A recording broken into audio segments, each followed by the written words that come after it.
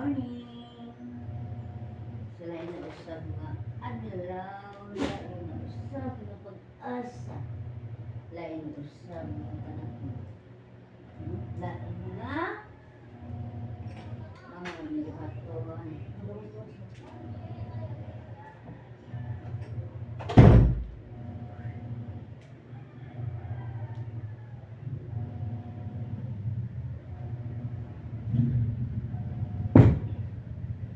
Naglibuwas na sad ko ani mga pinsa katri sa mga bangko.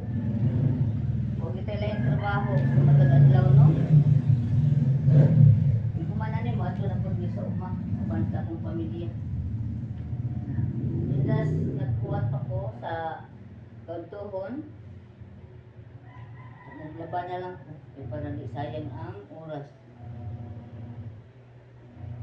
Na kita kitang tanan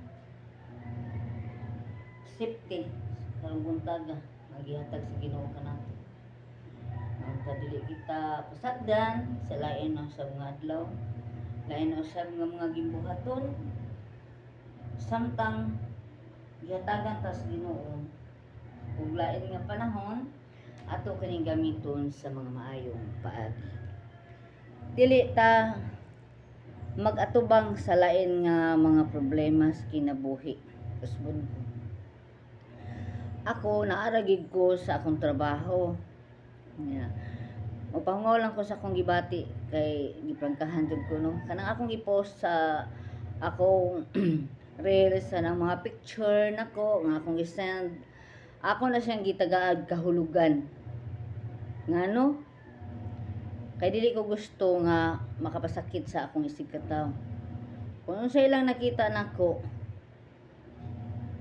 sa akong anyo sa pagkakaron, giusgahan ko nila nga dili maayo, no?